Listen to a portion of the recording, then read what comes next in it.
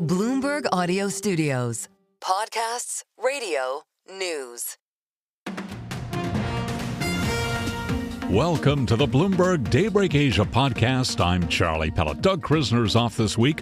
On today's episode, a conversation on commodities with Vandana Hari, founder at VANDA Insights. But first, trading resumes in China following the Labor Day holiday. The greenback was steady after weakening on Monday against most major currencies. This is speculation around potential trade deals sparked an extraordinary spike in Taiwan's dollar and resonated across global FX markets. For more, we heard from Suresh Tantia, Chief Investment Officer and APAC Strategist at UBS Global Wealth Management, and he spoke to Bloomberg's Shery and Haidi Stroud-Watts. Great to have you with us. That optimism over potential trade deals really sending Asian currencies higher. You like still Taiwanese equities, but if you have a surge in the Taiwan dollar, will that make this very trade-dependent economy less appealing? Absolutely. I think in the short term, there is going to be some impact on the companies in Taiwan, given the surge in Taiwan dollar. But keep in mind that most of these companies, they have strong pricing power. There is no competition for these companies in the world, especially in the semiconductor space. So I won't be surprised if these companies are able to have their way, manage the prices, and offset the impact of the currency strength. The other thing to keep in mind is that the result from the tech companies in the US is of any guide. The capex on AI is only going to accelerate. We are looking at AI capex from big four companies in the tech space in US increasing by 50% this year and 30% next year. And that would mean strong earnings potential for the tech names in Taiwan. So despite short-term volatility, I think the outlook for the equity market in Taiwan looks quite promising. Given the business environment that you mentioned in the United States, does that mean that you still like that market? Because right now what we're seeing is the pressure on the U.S. dollar, pressure on U.S. assets because of this sell America narrative. Yeah, I think the outlook for U.S. equity market is still positive, especially if you look at the recent economic data. The jobs report last week and the ISM numbers last night point towards healthy economy. We are not looking at a recession scenario in the U.S. And healthy economic growth is good for an earning perspective. This quarter, earnings have been so far much better than market expectations. We are looking at 9% EPS growth for the first quarter compared to earlier expectations of 5% EPS growth. So I think a combination of strong earnings and healthy economy can drive the equity market higher. And from an index perspective, I think it's quite possible that S&P goes higher to 5,800 from current levels. How do you feel about emerging markets at the moment, particularly markets like India? Yeah, so apart from Taiwan, India is one of our other favorite markets within EM. The region being, it's more a domestic-oriented economy. So far, the growth was struggling, but I think it has bottomed out, especially as the capex deployment from government is coming in. The consumer demand is also picking up as Reserve Bank of India is cutting rates again. So I think a combination of that should support the earnings growth for the Indian equity market. And if you look at the EPS growth, this year India should deliver close to 15% growth, which would place it as one of the highest earnings growth market in the world. So these factors should support higher equity prices in India. What about, obviously China remains a strong anchor, and you talk about some of the domestic stories in India. There are domestic reasons why Chinese equities might be compelling too, right? Or do you see that as too direct an exposure to the trade and US-related risks? Yeah, I think in the short term, the Chinese equity market could remain volatile because we still need to see both sides coming to the table and start the negotiation. But from a long-term perspective, the Chinese tech stocks, the EV story, look very promising. For the last few years, the Chinese tech stocks have been under pressure because of regulations at home and at overseas. But finally, that era is ending. We are seeing government is more friendly to these companies, to the private sector. And with the end of regulations, finally the sales growth, the earnings growth for the tech names in China is improving. So from a long-term perspective, I think the tech name looks very promising. Short-term, definitely, it depends on the trade negotiations. I think quite possible that with the messaging coming from authorities on Friday, the trade negotiations start soon. Yeah, I mean, we still have to watch how those negotiations go, right? But Suresh, just looking at the currencies right now, especially in these smaller, more trade-dependent economies, we are seeing the Thai baht, the ringgit as well, at the strongest level since October 2024. Not to mention, of course, the Philippine peso also at the strongest level since March of 2024. The weakness of the U.S. dollar, you mentioned how Taiwan, at least when it comes to the likes of these big tech names, could still fuel the equities boost in this market. What happens to smaller markets, say Malaysia, Thailand, Philippines, just Southeast Asia? In the short term, what we have seen in the past is that whenever Asian currencies strengthen, normally you tend to see capital inflows in this part of the world. And the equity market in Asia, they tend to actually outperform the rest of the world. So I would expect this happening. But from a longer term perspective, definitely a stronger currency is not good from an economic point of view, because that would mean it would impact the earnings of the exporters. So it depends on what kind of move we see. If we see a move similar to what we have seen in Taiwan, 10-15%, definitely there would be some economic damage as the earnings of the exporters will come into effect. But anything single digit, I think companies can manage, and equity markets should do well. We've seen a 26% surge for gold this year, right? Do you think we have peaked, or do you think the trade uncertainties continue to see that relevance in the market? I don't think this is the end of the bull run in gold, because the geopolitical tensions are going to stay with us for the next 4 years. It depends on the commentary that we get from U.S. administration. It's quite possible that there is a change of mind, and that lead to further tensions and escalation on the trade front, and that could lead to further demand from central banks around the world for gold. Also keep in mind that gold tends to do well whenever Fed is cutting rate. We still expect Fed to cut rate by 75 to 100 basis point by the end of this year, and that would only increase the demand for gold.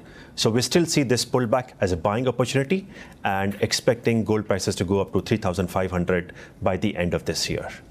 Suresh Tantia, APAC Strategist and CEO at UBS Global Wealth Management.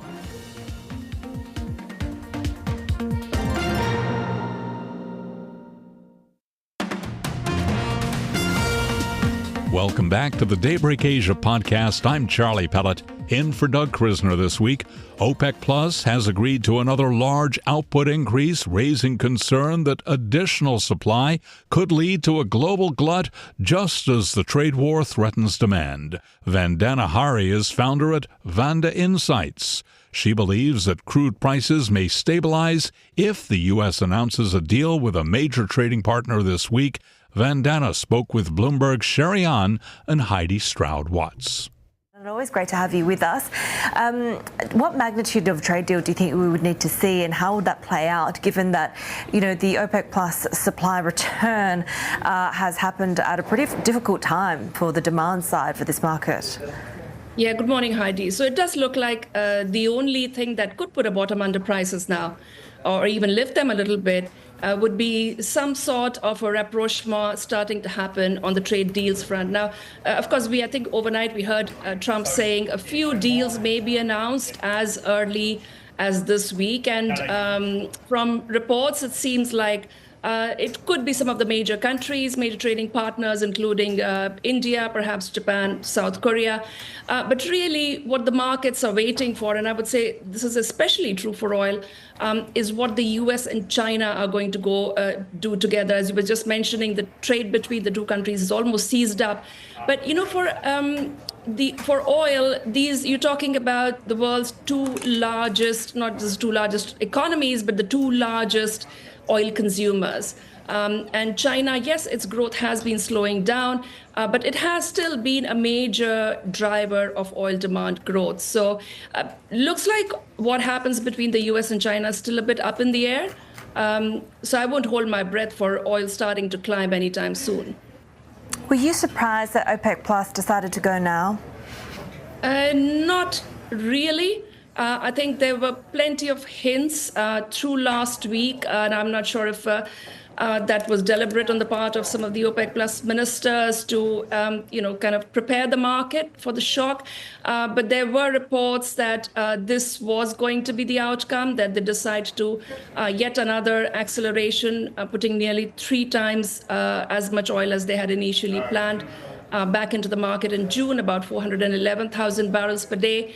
I think what has spooked the markets more than that decision is reports coming out after the ministers' meeting on Saturday that Saudi Arabia has put the quota busters, Kazakhstan, Iraq, Russia, on notice that if they don't improve their the compensatory mechanism, the compliance with compensatory cuts, then all of the oil could be brought back before the end of this year, instead of staggered over 18 months. I think that would probably spell quite a bit of glut in the market. It's been interesting that it's been really framed like trying to punish these cheating cartel members, but how much of it could also be about a fundamental shift when it comes to Saudi oil policy at this point? Yeah, so it's 2 sides of the coin, to my mind. One could look at it as punishing or even warning, trying to get them back in line. But it could also be simply placating the other members, the remaining 5 members of that 8-member group who have been disciplined about their quotas and who are perhaps now not too comfortable, unhappy even, that the three of their group members are overproducing, are not adhering to their compensatory cuts either, because now it's really a race to the market, back to market share, even more than what would have been the case in normal times, because oil demand is going down. The markets, especially in Asia, are going to be shrinking a little bit. And these countries, especially the 8 amongst the OPEC Plus that have been holding back 2.2 million barrels per day since January of last year, have given up a lot of their market share. And while they have given it up to the non-OPEC Plus members, there's quite a bit of competition internally as well, because amongst these 8, the 5 that have been more disciplined, you could argue have given up more of the market than the 3 that haven't been. So there's quite a bit of this internal dynamics playing out as well. About those non-OPEC competitors, how much is this to do potentially with U.S. shale producers? Of course, we know that historically Saudi Arabia has fought back against them and flooded the markets back in 2014 and 2016 with oil. Yeah, so as U.S. as the biggest oil producer and growing, not as phenomenally as was the case during the shale boom, but, still growing to successive record highs, above 13 million barrels per day, it will always remain a competitor, and especially one that is not given to restraining its production, except under, responding to market economics. It will always be a competitor. I don't think, however, that OPEC Plus decisions are being guided by this competition with the U.S. It's pretty clear, in fact, since late last year, but especially so in the last few weeks. Overnight, we had Diamondback Energy, which is a pure play major shale producer in the Permian, saying that they are going to be cutting back on drilling, fracking. And that's the story across the shale sector. So, shale is going to sort of come down, moderate quite a bit in its growth because of lower oil prices, current or even, below 70 oil prices. So I don't think OPEC Plus particularly needs to drive that sector down with its policies. I think it's more to do with maintaining OPEC Plus internal cohesion. And at this point, really, they are out of chips. It's hard for OPEC Plus, especially just 8 members, to be struggling against this major contraction that we are seeing, wave of economic downturn and demand downturn. Vandana Hari, always good to see you, founder of VANDA Insights, with her take on oil prices right now. Thanks for listening to today's episode of the Bloomberg Daybreak Asia Edition podcast. Each weekday, we look at the stories shaping markets, finance, and geopolitics in the Asia Pacific. You can find us on Apple, Spotify, the Bloomberg Podcast YouTube channel, or anywhere else you listen. Join us again tomorrow for insight on the market moves from Hong Kong to Singapore and Australia. I'm Doug Krisner, and this is Bloomberg.